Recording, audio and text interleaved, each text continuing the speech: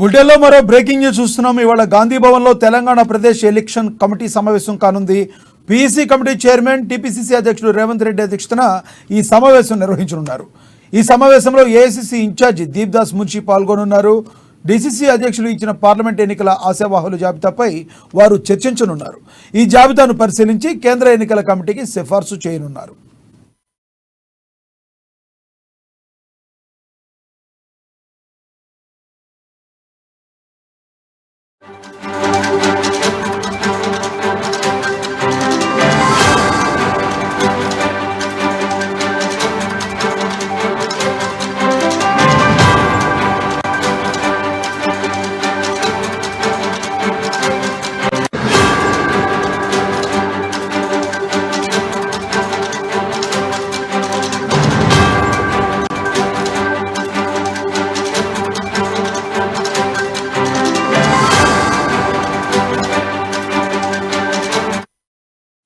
ఇవాళ గాంధీ భవన్లో తెలంగాణ ప్రదేశ్ కమిటీ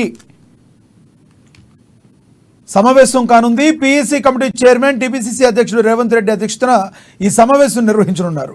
ఈ సమావేశంలో ఏఐసీసీ ఇన్ఛార్జి దీప్దాస్ మున్షి పాల్గొనున్నారు. దీని గురించి మరింత సమాచారాన్ని మా ప్రతినిధి హరీష్ అందిస్తారు. హరీష్, చెప్పండి, మీ దగ్గర ఉన్న తాజా సమాచారం ఏంటి? ఈరోజు సాయంత్రం 4 గంటలకు గాంధీ భవన్లో పీఈసీ సమావేశం జరుగుతుంది. సమావేశానికి అధ్యక్షుడిగా సీఎం రేవంత్ రెడ్డి, అలాగే ముఖ్య అతిథిగా అంటే దీపాదాస్ మున్షి, రాష్ట్ర వ్యవహారాలైన దీపాదాస్ మున్షి, అలాగే కమిటీ సభ్యులు, ఇన్ఛార్జీలుగా కొనసాగుతున్న మంత్రులంతా కూడా ఈ సమావేశంలో పాల్గొంటారు. ప్రధానంగా పార్లమెంట్ ఎన్నికలకు సంబంధించి, లోక్సభ అభ్యర్థుల సంబంధించిన ప్రక్రియ పైన కూడా కసరత్తు జరుగుతున్న నేపథ్యం కావచ్చు. ఇప్పటికే పీసీసీ సంబంధించి డీసీసీ అధ్యక్షులు కూడా ఆదేశాలు జారీ చేయడం జరిగింది. నిన్న ఏదైతే అభ్యర్థుల ఎంపిక ప్రక్రియకు సంబంధించి కూడా అన్ని నియోజకవర్గాలకి నుంచి అభ్యర్థులను డేటా ఇవ్వాలని కూడా కోరడం జరిగింది. అది నిన్న సాయంత్రం 6 గంటల వరకు కూడా వాళ్ళకు టైంని కేటాయించడం జరిగింది. ప్రధానంగా అభ్యర్థులకు సంబంధించి కూడా ఇప్పటికే నిన్న 6 గంటల వరకు చూస్తే ఏదైతే 20 నియోజకవర్గాలకు సంబంధించి అభ్యర్థులు సంబంధించిన పేర్లతో కూడిన డీసీసీ అధ్యక్షులు ఇక్కడ పీసీసీకి ఇవ్వడం జరిగింది. ఇక మరో అయితే 10 నియోజకవర్గాలకు పైగా కూడా అభ్యర్థులకు సంబంధించిన డేటా రావాల్సి ఉంది. ఈరోజు సాయంత్రం వరకు కూడా అది వచ్చే అవకాశం కనిపిస్తుంది. ప్రధానంగా ఏదైతే అసెంబ్లీ ఎన్నికల తర్వాత కాంగ్రెస్ పార్టీ గెలుపు తర్వాత అదే ఆ జోష్ను కంటిన్యూ చేస్తూ వస్తుంది. ఖచ్చితంగా లోక్సభ ఎన్నికలకు సంబంధించి 15 స్థానాల్లో గెలవాలనే లక్ష్యంగా వెళ్తున్నది. కాబట్టి ఇప్పుడు అన్ని అంశాలను కూడా అంటే అభ్యర్థుల ఎంపిక ప్రక్రియ నుంచి కూడా ఎన్నికల వరకు అన్ని అంశాలను కూడా జాగ్రత్తతో వ్యూహాత్మకంగా వెళ్తున్న నేపథ్యం కనిపిస్తుంది. ఇప్పుడు అభ్యర్థుల ఎంపిక ప్రక్రియకు సంబంధించి కూడా మరోసారి ఏ విధంగా ఉండాలి, అలాగే గత అసెంబ్లీ ఎన్నికలకు సంబంధించి సర్వేల ఆధారంగా కూడా అభ్యర్థుల ఎంపిక ప్రక్రియ కొనసాగింది. ఇప్పుడు అదే స్ట్రాటజీని కూడా ఇంప్లిమెంట్ చేసే అవకాశం కనిపిస్తుంది. ఇక్కడ అభ్యర్థుల ఎంపిక సంబంధించి ఈరోజు అన్ని నియోజకవర్గాల నుంచి వచ్చిన అభ్యర్థులను ఈ పీఈసీ సమావేశంలో అభ్యర్థుల ఎంపిక ప్రక్రియ పైన కూడా కసరత్తు జరుగుతుంది. ఇక్కడ ఏదైతే అభ్యర్థులకు సంబంధించి పూర్తిగా వచ్చే నెల 5-6వ తేదీన కూడా కేంద్ర ఎన్నికల కమిటీ సమావేశం ఉంది. సమావేశంలో పూర్తిగా గెలుపుకు ఏదైతే ఇప్పుడు పీఈసీ ఇచ్చిన అభ్యర్థులు ఎవరు ఉన్నారో దాంట్లో అభ్యర్థులకు సంబంధించి ఫైనల్ చేసే అవకాశం ఉన్నది. ఇప్పుడు పీఈసీ నుంచి పంపే 3-4 అభ్యర్థులు ఒక్కో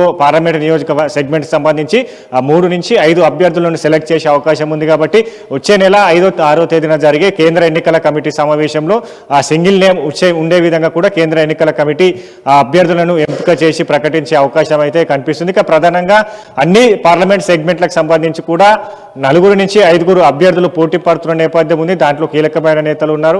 ఇక గత అసెంబ్లీలో టికెట్ దక్కని వారు కూడా అట్లాంటి అభ్యర్థులు కూడా ఉన్నారు. కాబట్టి ఇప్పుడు బలమైన అభ్యర్థులను ఎంపిక చేయాల్సి ఉంటుంది. ఇక బీఆర్ఎస్, బీజేపీకి దీటైన అభ్యర్థులను ఎంపిక చేయాల్సి ఉంటున్న నేపథ్యం కావచ్చు. ఇక పూర్తిగా అభ్యర్థులు ఎంపిక తర్వాత కూడా అక్కడ పార్లమెంట్ నియోజకవర్గాలకు సంబంధించి కూడా కాంగ్రెస్ పార్టీ తీసుకొచ్చిన 6 గ్యారంటీలు కావచ్చు, ప్రభుత్వం చేస్తున్న సంక్షేమ పథకాల అమలు పైన కూడా ప్రచారాలు చేసే అవకాశం అయితే కనిపిస్తుంది. ఈ రోజు సంబంధించి అన్ని నియోజకవర్గాలకు సంబంధించిన అభ్యర్థులను ఈరోజు అక్కడ 3 నుంచి 5 పేర్లతో కూడిన నివేదికను సిద్ధం చేసి కేంద్ర ఎన్నికల కమిటీకి అయితే పంపించే అవకాశాలు అయితే ఉన్నాయి. లక్ష్మి, ఈ ముఖ్యంగా ఎవరు పేర్లు ఏమన్నా మనకు ఐడియా ఉండే అవకాశం ఉందా? ఎవరెవరి పేర్లు పంపించే అవకాశం ఉందో, ఆశావాహులు ఎవరెవరు ఉన్నారో చెప్పుకోవచ్చా? 17 పార్లమెంటు సెగ్మెంట్లకు సంబంధించి కూడా పెద్ద ఎత్తున ఆశావాహులు ఉన్నారు. 6 నుంచి కూడా నియోజకవర్గాలకు సంబంధించి కూడా ఇంకా పోటీ పడుతున్న నేపథ్యం కనిపిస్తుంది. అంటే గత అసెంబ్లీలో ఏదైతే టికెట్ ఆశించి భంగపడ్డారు ఉన్నారు, ఇక్కడ అద్దంకి దయాకర్ కావచ్చు, చిన్నారెడ్డి కావచ్చు, బలరాం నాయక్ కావచ్చు, ఇంకా నాగర్ కర్నూలు నుంచి మల్లు రావు ఇట్లాంటి వారు పోటీ పడుతున్న నేపథ్యం కనిపిస్తుంది. ఇక ఖమ్మం నుంచి అక్కడ పొంగులేటి శ్రీనివాసరెడ్డితో పాటుగా కొంతమేర సీనియర్ నేతలు కూడా అక్కడ పోటీ పడుతున్న పరిస్థితి. ఇక ఖమ్మం నుంచి సోనియా గాంధీని బరిలో దింపేయాలని కూడా ఇప్పటికే ఏదైతే పిసిసి తీర్మానం చేసింది కాబట్టి ఆమె నిర్ణయం ప్రకారం అడుగులు వేసే అవకాశం కనిపిస్తుంది. ఒకవేళ అక్కడ సోనియా గాంధీ బరిలో దింపకుంటే ఎవరు అక్కడి నుంచి అభ్యర్థికి సంబంధించి కేటాయించే అవకాశాలు ఉన్న పైన కూడా ఈరోజు చర్చించే అవకాశం ఉన్నది. అంటే అన్ని పార్లమెంట్ సెగ్మెంట్లకు సంబంధించి కూడా గత అసెంబ్లీలో ఎవరైతే టికెట్ ఆశించి భంగపడ్డ వారు ఉన్నారో వాళ్లకు ఇప్పుడు లోక్సభ స్థానానికి సంబంధించి ఆ టికెట్ కేటాయించే అవకాశాలు ఉన్నాయి. గత సంబంధించి అక్కడ ఏదైతే కాంగ్రెస్ పార్టీ అనుబంధ సంఘాలు సంబంధించి అక్కడ ఏదైతే యూత్ కాంగ్రెస్ కావచ్చు, ఇక్కడ ఎన్ఎస్యుఐ కావచ్చు, మహిళా కాంగ్రెస్ కావచ్చు, గత అసెంబ్లీ ఎన్నికలకు సంబంధించి కూడా మహిళా కాంగ్రెస్ కు టికెట్ కేటాయించడానికి యూత్ కాంగ్రెస్ నుంచి కూడా టికెట్ కేటాయించలేదు. కాబట్టి ఇప్పుడు అట్లాంటి అక్కడ యూత్ సంఘ కాంగ్రెస్ సంబంధించి ఎవరికి కేటాయించాలి, ఇక్కడ మహిళా కాంగ్రెస్ సంబంధించి కూడా గత అసెంబ్లీలో టికెట్ కేటాయించారు. ప్రధానంగా ఇట్లాంటి అనుబంధ సంఘాలు గత అసెంబ్లీలో టికెట్ ఆశించి భంగపడ్డని వారు, ఇక మిగతా ఏదైతే బీఆర్ఎస్ బీజేపీ నుంచి కూడా కీలక నేతలు వస్తున్నారు కాబట్టి వాళ్లకు ఏమైనా టికెట్లు కేటాయించాల అంశాలపైన కూడా ఈ రోజు పూర్తి స్థాయిలో కసరత్తు జరుగుతుంది. చర్చించిన తర్వాత కూడా అభ్యర్థుల ఎంపిక ప్రక్రియ నివేదికను సిద్ధం చేస్తారు. ఎవరైతే ఏ సెగ్మెంట్ కి బలమైన నేతగా అభ్యర్థినిగా పెడితే గెలిచే అవకాశాలు ఉంటాయో వాటన్నిటిని ఈ రోజు సిద్ధం చేసిన కేంద్ర ఎన్నికల కమిటీకి పంపించే అవకాశాలు అయితే ఉన్నాయి.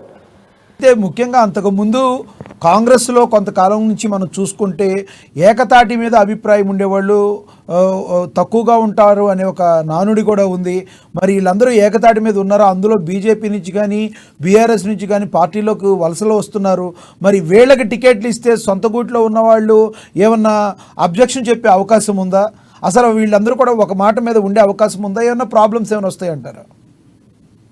అంటే గత అసెంబ్లీ ఎన్నికలు అంటే ఇప్పుడు పార్టీ అధికారంలో ఉన్నది కాబట్టి ఇప్పుడు కీలకమైన పదవులు ఉంటాయి, కార్పొరేషన్ పదవులు కావచ్చు. ఇప్పటికే గత అసెంబ్లీలో టికెట్ ఆశించి భంగపడ్డవారు ఇక్కడ ఎన్ఎస్యుఐ నుంచి బలమూరు వెంకట్, అలాగే working president TPCC working president Mahesh Kumar గారు నిజామాబాద్ నుంచి టికెట్ ఆశించారు. ఆయనకు ఇప్పుడు ఎమ్మెల్సీగా చోటు కల్పించిన నేపథ్యం ఉన్నది.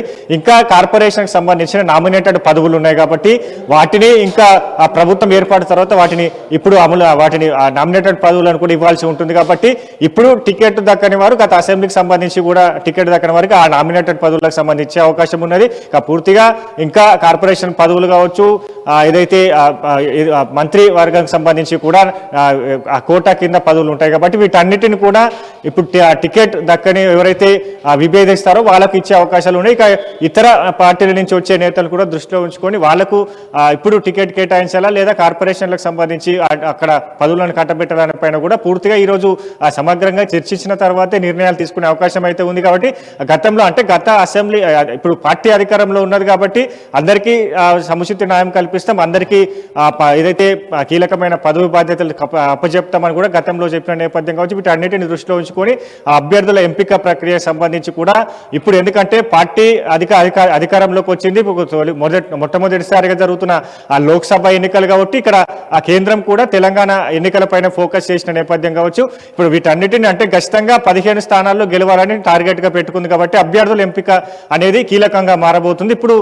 అభ్యర్థుల ఎంపిక సంబంధించి కూడా మరోసారి సునీల్ కనుగోలు సర్వే రిపోర్ట్ల ఆధారంగా అభ్యర్థుల ఎంపిక ప్రక్రియ కొనసాగుతుంది. అక్కడ నియోజకవర్గాల్లో సామాజిక సమీకరణలు కావచ్చు, అభ్యర్థికి సంబంధించిన బలాబలాలు కావచ్చు, పార్టీకి సంబంధించిన క్యాడర్ సంబంధించిన బలోపేతం కావచ్చు, వీటన్నిటిని దృష్టిలో ఉంచుకొని ఆ గెలుపు గుర్రాలకే టికెట్లు ఇవ్వబడుతుంది. కాబట్టి వీటన్నిటిని ఈరోజు సమగ్రంగా వీటన్నిటిపైన చర్చించి నిర్ణయం తీసుకునే అవకాశం అయితే ఉంది. Thank you Harish.